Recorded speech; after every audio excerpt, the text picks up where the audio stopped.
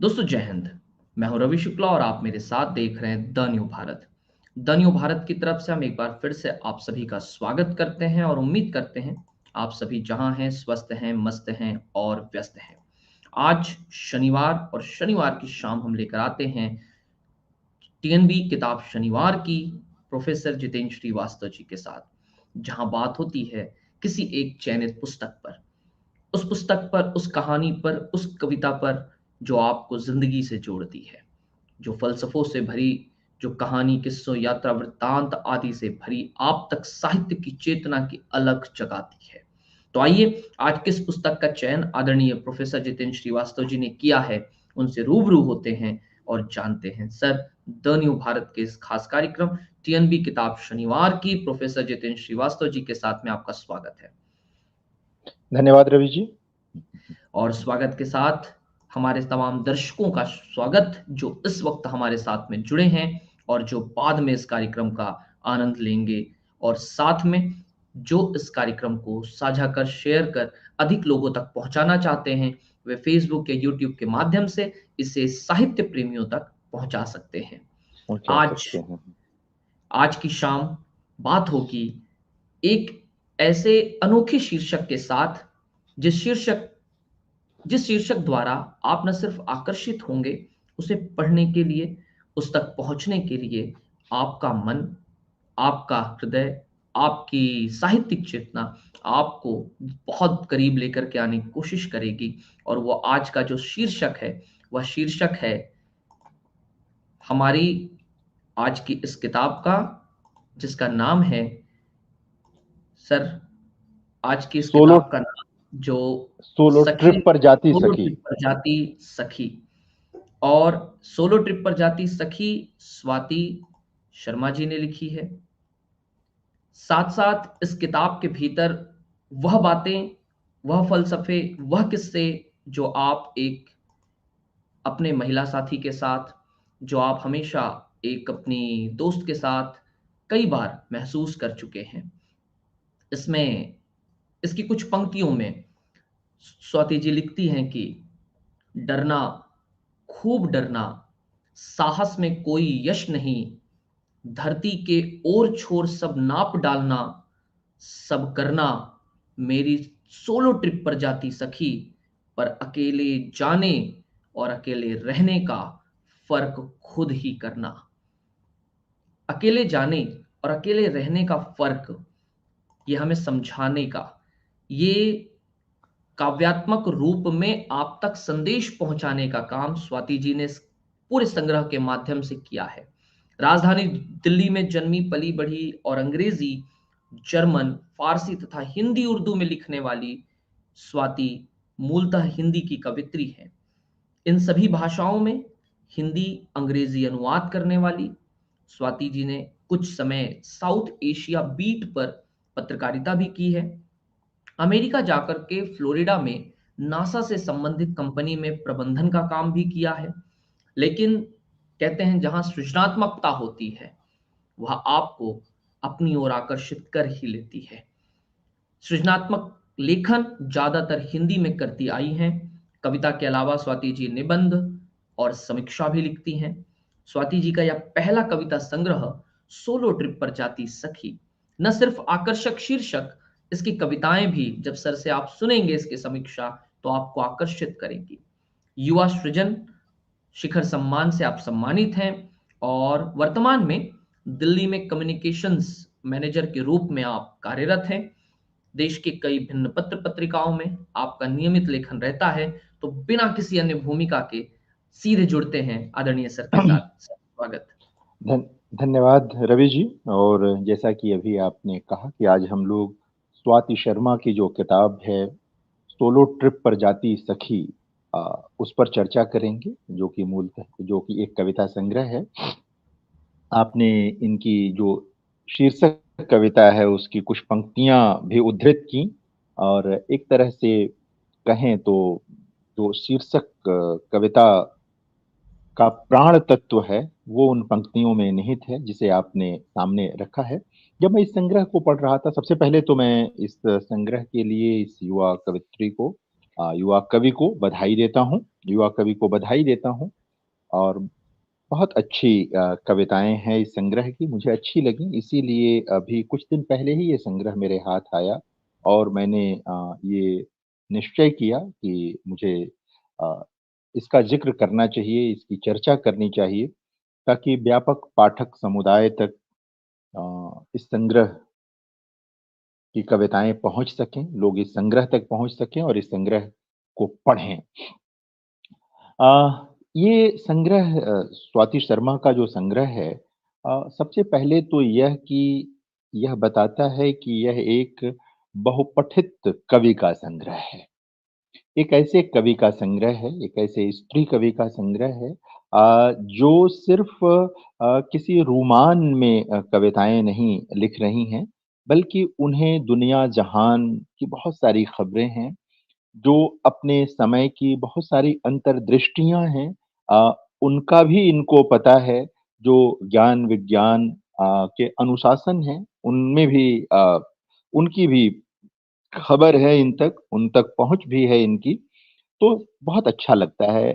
कवि का बहुपठित होना, बहुज्ञ होना अ, कह सकते हैं कि आप उसकी कविता के लिए प्राणवायु इकट्ठा करता है वो। अगर कवि बहुज्ञ है तो वो प्राणवायु ही है एक तरह से उसकी कविता के लिए क्योंकि आप जानते हैं कि इस समय जो हिंदी की ही नहीं दुनिया भर की जो घटनाएँ हो रही हैं, ज्ञान-विज्ञान है, उसमें क्या हो रहा है? इसके अलावा साहित्य की भी खबरें होती हैं। मैं यह तो नहीं जानता कि हिंदी साहित्य का कितना अध्ययन किया है स्वाति ने, लेकिन इनकी कविताएँ इनके बहुज्ञ होने का प्रमाण देती हैं। दूसरी जो महत्वपूर्ण बात है इस संग्रह के बारे में, जो मुझे बहुत अच्छा लगता है, जिसे मैं बार-बार कहता हूँ कि छंद का अभ्यास होना चाहिए कवि को। भले ही हम मुक्त छंद में लिखते हैं हमारी कविता का जो सौंदर्य है समकालीन कविता का वो गद्यात्मकता में है। लेकिन जिस कवि के पास छंद का अभ्यास होता है, छंद का ज्ञान होता है, वो कभी भी अपनी कविता से कवित्व को नहीं जाने देता। स्वाति जो हैं वो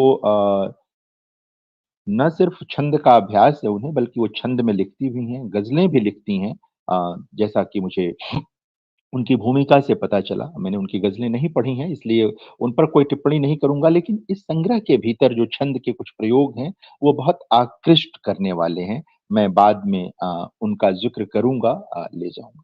तीसरी जो महत्वपूर्ण बात है इस संग्रह के बारे में, जो कही जानी चाहिए, वह यह है कि आजकल अगर आप ये जो मैं कहने जा रहा हूँ ये थोड़ा कह सकते हैं कि रिस्की है लेकिन फिर भी मैं कहना चाहता हूँ, वो ये है कि अगर आप इस दौर के तमाम स्त्री कवियों को पढ़िए, तो सब तो नहीं, बहुत अच्छी मतलब बहुत अच्छी स्त्री कवि भी हमारे समय में हैं, लिख रही हैं। लेकिन अधिकतर कवियों के वहाँ मैंने ये देखा दोहराव बहुत है। विषय की एक रसता है। एक ही ढंग के विषय उनके वहाँ दिखाई देते हैं और ज़ाहिरा तौर पर वो वहाँ से अपनी अंतर्दृष्टि की चीज़ें देती हैं, वो महत्वपूर्ण है, लेकिन एक रसता बहुत है। ये पुरुष कवियों के वहाँ भी है, ऐसा नहीं कि सिर्फ़ स्त्री कवियों के वहाँ है। लेकिन वैचारिक किस्म की विषय वस्तु चुनने में एक रसता अक्सर दिखाई देती है। स्वाति के वहाँ ये नहीं है। स्वाति भिन्न-भिन्न विषय चुन करके जो अपनी स्त्री दृष्टि है, जो अपनी कवि दृष्टि है, उसका पता देती हैं। और जो सबसे महत्वपूर्ण चीज़ यह है कि कहीं भी प्रयासपूर्वक कोई दृष्टि वो नहीं डालती हैं। सहजता से जो चीज़ आती है, उनकी अपनी जो सोच है दुनिया को लेकर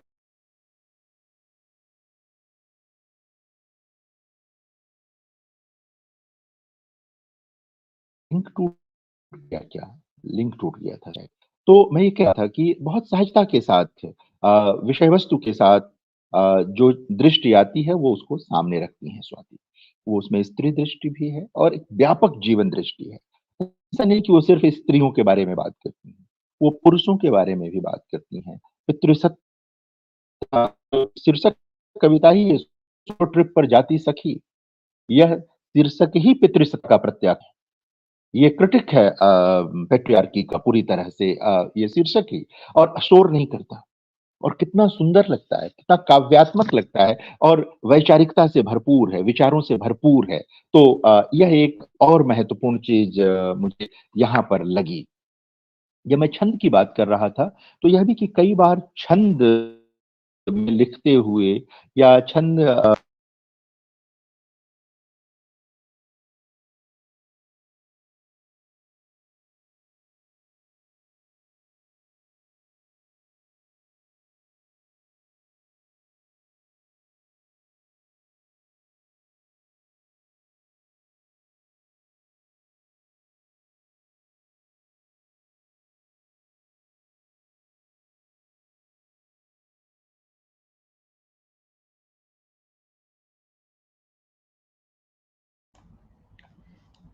के संग्रह में दिखाई दे रही है। जी। शिल्पगत सजगता जो है वो स्वाति के संग्रह में बार-बार दिखाई देती है। कम कवियों में दिखाई देता है, और पहले संग्रह में तो अक्सर ये देखा जाता है कि शिल्पगत शिथिलता कवियों के वहाँ पाई जाती है।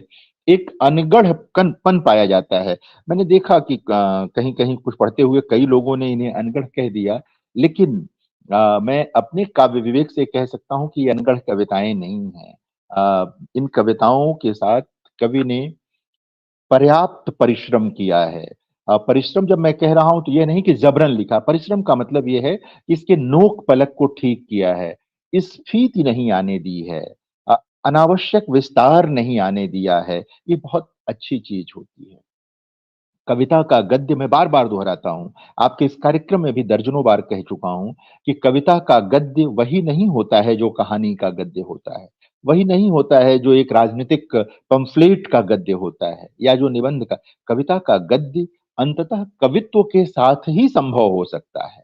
कविता का गद्य इसलिए हुआ, मुक्त छंद इसलिए प्रयोग में लाया गया जब भी बात आई कि छंदों से मुक्ति भी, कविता की मुक्ति भी ज़रूरी है, जब महाप्राण निराला ने कहा, तो उसका आशा यह था कि हमें बहुत सारी बातें कहनी होती हैं और छंद के अनुशासन में हमें रोकना पड़ता है।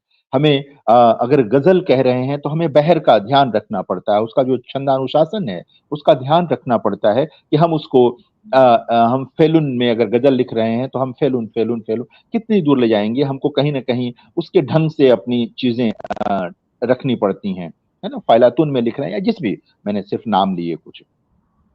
अगर आप गज़लें कह रहे हैं या आप गीत लिख रहे हैं, हुँ। हिंदी का अपना जो छंद विधान है, अगर आप दोहे लिख रहे हैं, अगर आप पद लिख रहे हैं, आपको एक कठिन अनुशासन में होना होता है, और आप उसमें भी बड़ी बातें कहते हैं, हमारे पूर्वज कवि कहते रहे हैं, कहा है उन्होंने।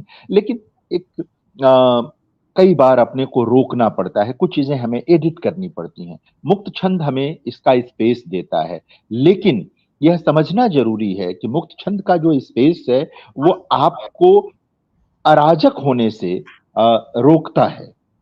वो ये नहीं कहता कि आप अराजक हो जाएँ। इस स्वाति शर्मा एक कवि के रूप में इसको समझती हैं कि कवि को मुक्त छंद में भी, गद्य फ़ॉर्म में लिखते हुए भी कहीं भी कोई अतिरिक्त छूट नहीं लेनी है। शिल्पगत सजगता, काव्यगत जो कह सकते हैं कि अ, सुख है पाठक के लिए, उसका ध्यान रखना बहुत ज़रूरी है। तो ये कुछ बेसिक बातें मैं पहले कहना चाहता था स्वाति के संग्रह के बारे में। जैसे मैं कहूँ कि देखिए यह एक कविता है, जनवरी की आदत। एक ऐसी कविता है जिसमें आपको लगेगा कि कोई अलग से कोई विशेष बात कहने के लिए ये कविता नहीं लिखी गई है। लेकिन इसमें कविता है, और किस तरह है आप सुनकर देखिए। पहली जनवरी को कुछ भी नहीं बदलता, क्या बात है! पर बहुत कुछ अलग-सा हो जाता है, जिस तरह कुछ टूट जाने पर भी आप नए हो जाते हैं। पहली जनवरी को कभी नाउम्मीद नहीं सोना चाहिए, नाकाम, नाकारे, नाखुश, भले नाशुक्रे ही सो जाइए, नाउम्मीद नहीं। चाहे पहले महीने गलतफ़हमियाँ काफ़ी हों, धीरे-धीरे आदत हो जाएगी, पिछले साल की जगह नया साल लिखने की। क्या बात है। आप देखें कि एक बड़ी साधारण सी बातों को कवि कहना चाहती हैं, और पहली ही पंक्ति एक तरह से आप कह सकते हैं कि एक बड़ा अर्थ पकड़ लेती है कि 1 जनवरी को कुछ नहीं बदलता। हम्म। जाहिर है कि तारीखों से चीजें नहीं बदलती हैं। हाँ, वो जीवन बदलता है, इसलिए तारीखें महत्वपूर्ण हो जाती हैं। हाँ, बिल्कुल सही। कुछ तारीखें इतिहास बन जाती हैं क्योंकि समाज बदलता है उन तारीखों को, है ना। देश दुनिया में बहुत सारे परिवर्तन होते हैं, इसलिए इतिहास बन जाता है वो। लेकिन ये कि आज के बाद कल का दिन आएगा इसलिए कुछ बदलेगा, एक तरह का दार्शनिक मसला भी है ये, हम उधर की तरफ नहीं जाना चाहेंगे। लेकिन कवित्री धीरे धीरे एक तरह से दार्शनिक टच देते हुए उसे अपनी बात कहती हैं, और बिल्कुल सामान्य दुनियादार किस्म की बात कहती हैं, और कविता हो जाती है। इसे पढ़ते हुए आपको कविता का सुख मिलता है। तो सबसे पहली जरूरत तो यही है कि जब हम कविता पढ़ें तो कविता का सुख मिले। देखिए, यह याद रखना बहुत जरूरी है कि कविता प्रथमतः और अंततः कला है, लेकिन वह सिर्फ कला नहीं है। यानी कि सिर्फ कला के लिए अगर कोई कविता लिखता है तो ठीक नहीं है, उसमें जीवन होना चाहिए। जीवन और कला दोनों का जो समुच्चय है वह बड़ी रचना को जन्म देता है। हाँ? बिना बहुत प्रसिद्ध चीजें हैं जिसे हम लोग पढ़ते पढ़ाते हैं कि बिना रूप के जो है वो कथ्य का कोई मतलब नहीं होता है, और बिना कथ्य के किसी रूप का मतलब नहीं होता है। आप बहुत सारे सुंदर शब्द लिख दीजिए, लेकिन उसमें कोई कंटेंट नहीं है तो सुंदर शब्द बेमानी हो जाएंगे। लेकिन अगर कोई फॉर्म नहीं है, कोई रूप नहीं है, तो बहुत अच्छी बातें भी लिख दीजिए तो वो बहुत प्रभावशाली नहीं हो पाता है। आपको उसका कोई ना कोई रूप सुनिश्चित करना पड़ता है, वो भाषण का रूप हो, कविता का रूप हो, निबंध का रूप हो, या कला के किसी फॉर्म का रूप हो। मतलब वो उसको आपको कोई ना कोई स्ट्रक्चर देना होता है। तो अच्छी चीज ये है कि स्वाति शर्मा अपने इस पहले संग्रह में जिसे काव्य कला कहते हैं उसके प्रति भी सचेत हैं। विषय वस्तु की विविधता की बात तो मैंने की ही। इतने तरह के विषय हैं, और शब्दावलियों में नयापन है। एक उनके, मैं जो कह रहा था, उनकी जो बहुज्ञता है, उनका जो बहुपठित होना है, उनका जो एक कह सकते हैं कि जो एक वैश्विक जो समझ है उनकी, उसने उनकी कविता की शब्दावली को भी बहुत बदला है। बहुत सारे ऐसे शब्द इन कविताओं में आए हैं जिनसे पाठक शायद पहली बार परिचित होंगे। कुछ पाठक पहले से परिचित होंगे, कुछ जो नितांत हिंदी के पाठक हैं वो पहली बार परिचित होंगे, और इस तरह उनकी भाषिक परिधि का विस्तार होगा, और काव्यात्मक जो समझ की परिधि है उसका विस्तार तो होगा ही होगा। हम्म। तो इस तरह से कई चीज, मतलब लगता है एक जगह मैं जो कह रहा था कि कुछ प्रेम कविताएं भी हैं इसमें, वो नए ढंग की प्रेम कविताएं हैं, वो एक नई स्त्री की प्रेम कविताएं हैं। आप इसमें उस तरह की चीज नहीं देखेंगे जिसमें मतलब पितृसत्ता की जो गहरी छाया वाली प्रेम कविताएं होती थी, जिसमें प्रिय जो है वो ईश्वरत्व वाला व्यक्ति हुआ करता है। ये उस तरह की नहीं कविताएं हैं। ये साहचर्य के सौंदर्य को समझने वाली प्रेम कविताएं हैं, जिसमें बराबरी का एक बोध दिखाई देता है। और रोमान तो खैर होना ही होना है प्रेम कविताओं में, वो है। उन सभी रंगों के नाम जिनके नाम नहीं होते, उन सभी रोशनियों के नाम जो जल जाने के बाद भी होती हैं, उन सब रातों के नाम जिनसे नींद नदारत होती है, उन सभी शुभकामनाओं के नाम जो तकल्लुफ का बोझ उठा रही होती हैं, उस सुंदरता के नाम जिसके मानी निरंतर परिवर्तन में होते हैं, उन सभी प्यार से ली गई तस्वीरों के नाम जिनमें आंखों का असल रंग नजर आता है, उन सभी परछाई नुमा चीजों के नाम जिनका असल न होना ही सुखद होता है। ये एक छोटी सी कविता है इसमें। तुम्हारे नाम कितनी अच्छी कविता है। अलग से मतलब स्वाति की जो कविताएं हैं वह किसी क्रांति की उद्घोषणा नहीं करती हैं, किसी बड़े बदलाव की बात नहीं करती, लेकिन वो जानती हैं कि कविताएं मन को बदल देती हैं, चित्त को बदल देती हैं। और जब मन और चित्त बदल जाता है तो धीरे धीरे समाज पर उसका असर पड़ता है। व्यक्ति के विरेचन का असर सिर्फ व्यक्ति पर नहीं पड़ता, समाज पर भी पड़ता है। तो कविताएँ व्यक्ति की भी कैथार्सिस करती हैं और समाज की भी कैथार्सिस करती हैं उसके माध्यम से। तो स्वाति की ये कविताएँ यह काम करती हैं, मुझे लगा। अ, छंद में भी जहाँ है बहुत अच्छा लगा मुझे छंद के कुछ प्रयोग इस संग्रह में, या जहाँ लयात्मकता है, कुछ ऐसी बातें होती हैं, कुछ यूँ ही यादें होती हैं। आपको उर्दू के नज़्मों की याद आएगी। नज़्म का जो फ़ॉर्म है उर्दू में लिखे जाने का, वो चूँकि ये उर्दू शायरी से भी सुपरिचित हैं, ग़ज़लें कहती हैं, हिंदी में लिखती हैं। लेकिन नज़्म का फ़ॉर्म जो है वो यहाँ दिखेगा। कुछ ऐसी बातें होती हैं, कुछ यूँ ही यादें होती हैं, कुछ डूब उतर के जाती हैं, कुछ देखती ही रह जाती हैं, कुछ खुद ही खुद में खोती हैं, कुछ ऐसी बातें होती हैं। साँसों में चलती रहती हैं, कुछ चुप हैं तो कुछ कहती हैं। आप देखेंगे मतलब एक रवानी में आप पढ़ जाएँगे और कहीं आपको कोई टूटन महसूस नहीं होगी, लयात्मकता में भी और कंटेंट में भी, कथ्य में भी। यही सजगता होती है कवि की, कि वो जो कहना चाहता है, चाहती है, उसे अ, जब वो कहे, जिस भी ढंग से कहे, तो वो बात मुकम्मल अपने पाठक तक पहुँचे और श्रोता तक पहुँचे। और भी मैं देख रहा था, एकाध छंद वाला इधर-उधर कहीं हो गया, मैं उसको देख पा रहा था, तो जहाँ भी छंद का प्रयोग हुआ है, सुगठित है वो। ये जो शीर्षक कविता है इसकी, अ, एक बहुत छोटी-सी कविता है, शीर्षक कविता से पहले आपको लगेगा क्यों है? लेकिन देखिए कभी सोचते जाइए, यादें, लकीरों के बावजूद, तजुर्बे के बरक्स, उम्र के मुकाबिल यादें। इसी तरह से एक और इनकी कविता में देख रहा था जिसमें चीज़ों के बारे में है, कि चीज़ें जो हैं, वो पुरानी चीज़ें किस तरह आकर्षित करती हैं, और सफाई को लेकर है कि वो कितनी मुश्किल तरह की चीज़ है वो। और उसमें सब याद है कि पिता ने जो दिया वो, भाई ने जो दिया वो, और अ, जो प्रेमियों या प्रेमी से मिला हुआ, ये सारी चीज़ें उसमें आती हैं और आपको अच्छी लगती हैं पढ़ते हुए।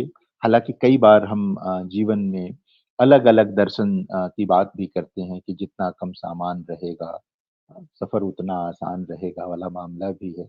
लेकिन कई बार कुछ चीज़ें आपके साथ रहती हैं, आप उन सामानों को हटा भी दें, तो स्मृतियाँ तो आपके साथ चलती चली जाती हैं, और बिना स्मृतियों के कोई जीवन नहीं होता है।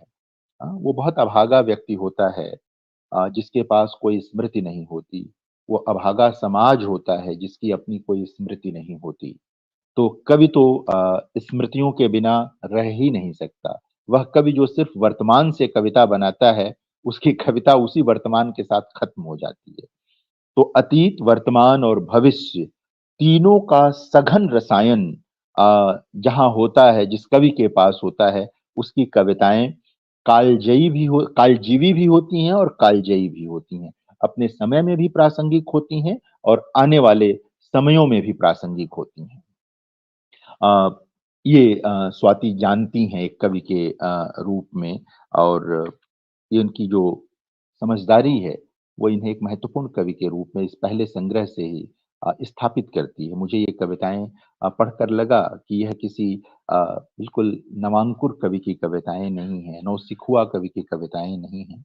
ये बहुत ठहर कर अ, तैयार किया गया संग्रह है। यह सफाई शीर्षक है उस कविता का जिसका मैं अभी ज़िक्र कर रहा था, कि कुछ दुर्लभ दुर्लभ किताबें डोनेट करने के बाद अपने कितने कलम, अपनी कविताओं की कई डायरियाँ आज फेंक दी, लेकिन मुझसे नहीं फेंकी गईं। माँ की मुझसे भी पुरानी साड़ियाँ, दादी के हाथ की बनी स्वेटरें और नानी के हाथ गुथी दरियाँ। इन्हें सिर्फ़ नॉस्टैल्जिया की तरह नहीं देखना चाहिए। इन्हें देखना चाहिए कि हम ये हमारे लिए जीवद्रव्य की तरह हैं, प्रोटोप्लाज़्म की तरह हैं, जिस शब्द का मैं बार-बार प्रयोग करता हूँ।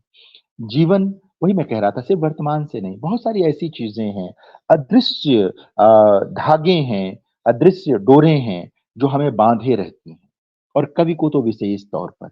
अगर कोई इस तरह के धागों से नहीं बंधा है, इस तरह की डोर उसके पास नहीं है, तो उसका कवि होना संदिग्ध है रवि, वो कवि नहीं हो सकता। हुँ। तो स्वाति के पास हैं। स्वाति ने एक बहुत पुराना फार्म, मुकरियों का जो फार्म है, भारतेंदु जी के वहाँ आपने ये मुकरियाँ पढ़ी होंगी, भारतेंदु हरिश्चंद्र के वहाँ। कुछ 4 मुकरियाँ भी इस संग्रह में शामिल की हैं स्वाति ने। कनक छवि बिन आए न चैन, भर में सकुचे वो दिन रैन, मोहे निहारे जाके नैन, अंग संग मोरे रहे जो निति, क्यों सखी साजन ना सखी सेल्फी। ये नए दौर की मुकरी है और सेल्फी हमारे अपने समय की हकीकत है, बिल्कुल। हमारे अपने समय की हकीकत है। तो मुकरियों में कैसे एक जो विडंबना, दरअसल मुकरियां जो हैं सारी वो विडंबना बोध को व्यक्त करने वाला कविता फार्म था ये मुकरी, आज भी है। अगर आपको बहुत त्वरित ढंग से, बहुत प्रभावशाली ढंग से किसी आयरनी को, विडंबना को कविता में विन्यस्त करना है तो मुकरी उसके लिए मुकरी और दोहे, ये दो हैं जो उसके लिए सबसे बेहतर फॉर्म है ले जाने के लिए। मुकरियां तो खास तौर पर हैं, आ जाती हैं। तो इसी तरह से इनकी 4 मुकरियां इसमें हैं। ये बताती हैं कि कविता को लेकर, कवित्व को लेकर ये कितनी सचेत हैं। बहुत सारे कवि जो मुक्त छंद में लिखने के अभ्यस्त हो जाते हैं, गद्य के सौंदर्य के साथ अपनी कविता का तालमेल बिठा लेते हैं, वो छंद की ओर नहीं जाते। बल्कि पिछले दिनों तो एक कहीं किसी जगह एक हिंदी के आलोचक ने यह कह दिया, छंद को कुछ फांसीवाद से जोड़ दिया। यह भी अपने आप में एक विडंबना सी चीज है। वो भूल गए कि आजादी की लड़ाई, पूरी लड़ाई जो है वो छंद की कविताओं में लड़ी गई। भक्ति आंदोलन की सारी कविताएं छंद में हैं। ये कौन सा फांसीवाद वो देखना चाहते थे मुक्त छंद की कविताओं में। ये आश्चर्यजनक है। ये फेसबुक पर ही पता चला कि कहीं किसी संगोष्ठी में हिंदी के एक आलोचक ने ये कहा। तो इस तरह की बातें भी कई बार आ जाती हैं। मैं छंद को बराबर महत्वपूर्ण मानता हूँ, छंद में लिखें न लिखें, लेकिन उसका अभ्यास होना चाहिए। ये जिस कविता के आधार पर इस संग्रह का नाम रखा गया है, वह एक ऐसी कविता है जो स्वाति शर्मा की अंतर्दृष्टि का भी पता देती है, वैचारिक स्थिति का भी पता देती है, और यह बताती है कि एक स्त्री कवि जब कविता लिखती है तो वो समय समाज को कैसे देखती है। वो बहुत महत्वपूर्ण कविता है। 2-4 पंक्तियां आपने उसकी पढ़ी ही। एक अतुकांत शीर्षक कविता भी है इसमें। अंधापन, अलग अलग विषय हैं, मुझे बहुत अच्छा लगा। तो ये जो कविता है थोड़ी लंबी कविता है, सोलो ट्रिप पर जाती सखी, लेकिन इसमें जितनी बातें हैं वो बहुत अलग तरह की हैं। वो जो आखिरी हिस्सा जो आपने इसका पढ़ा था, जी। बातें करना, बिल्कुल चुप रहना, ठहराना, चलना और ज्यादा ठहराना, खूब खाना, खूब सोना, टूरिस्ट बनना या ट्रेवलर बनना, सूर्योदय, सूर्यास्त देखना, डरना, खूब डरना, साहस में कोई यश नहीं, धरती के ओर छोर सब नाप डालना, सब करना मेरी सोलो ट्रिप पर जाती हुई सखी पर, अकेले जाने और अकेले रहने का फर्क खुद ही करना। ये खुद ही करना बहुत महत्वपूर्ण है। यानी कि जो बिल्कुल सही। ट्रेनिंग है, जो पितृसत्ता की पूरी ट्रेनिंग है, उसको अलग रख देना। मैं अक्सर जब विद्यार्थियों से और युवा मित्रों से बात करता हूँ महादेवी वर्मा की कविता को लेकर के, जिनकी कविता पर बहुत दिनों तक रहस्यवाद का आवरण माना गया और उसी ढंग से उनकी व्याख्या भी होती रही। बहुत बाद में जब उनकी कृति जो है श्रृंखला की कड़ियाँ के साथ मिलाकर उनकी कविताओं को लोगों ने पढ़ा तो चीजें बदली। उनकी एक कविता है कि पंथ रहने दो अपरिचित, प्राण रहने दो अकेला। तो मुझे बराबर लगता है कि यह कविता जो है वो पूरे जो पितृसत्तात्मक सोच वाले लोग हैं उनको समर्पित है ये कविता।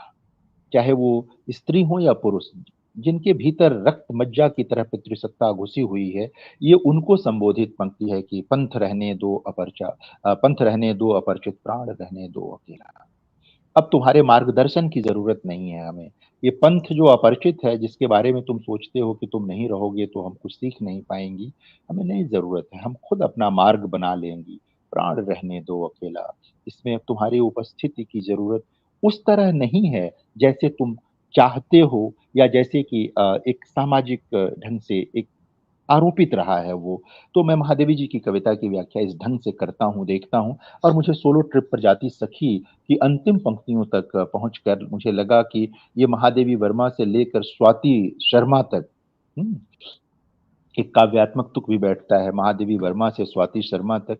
आप देखेंगे तो एक एक तरह की ये यात्रा भी है, जिसमें स्त्री कवि, स्त्री दृष्टि से संपन्न कवि अ, अपनी बात को इतने मजबूत ढंग से कह पा रही हैं कि हमें साहचर्य तो चाहिए, लेकिन मार्गदर्शन नहीं चाहिए। साहचर्य और मार्गदर्शन का अंतर है। हाँ? हमें मित्रताओं से कोई परहेज नहीं है, लेकिन मालिकाना हक से परहेज है। हाँ, स्वामित्व से परहेज है।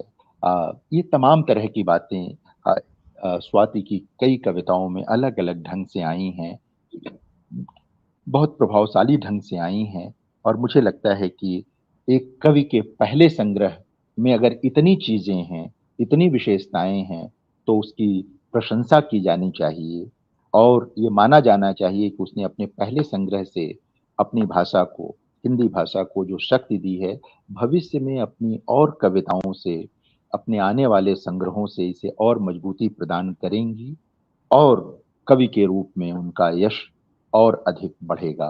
आज इस संग्रह के लिए, सोलो ट्रिप पर जाती सखी के लिए, इस युवा कवि को मैं बधाई देता हूँ पुनः-पुनः, और शुभकामनाएँ भी देता हूँ।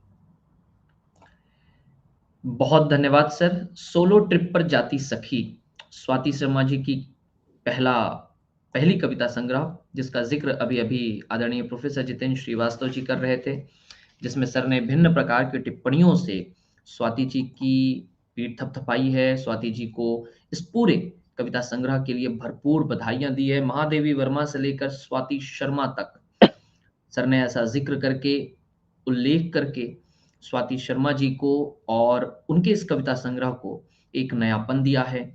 अनावश्यक विस्तार से अपने आप को बचाती हुई, किसी अनगढ़ कविताओं से, इसमें अनगढ़ कविताएँ नहीं हैं, अनगढ़ कवि का भाव नहीं है।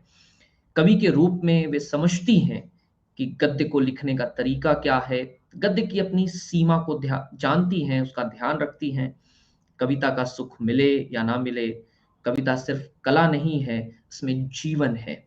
सर की इन बेशकीमती टिप्पणियों के साथ आज का यह कविता संग्रह सोलो ट्रिप पर जाती सखी, और साथ में नई शब्दावलियों से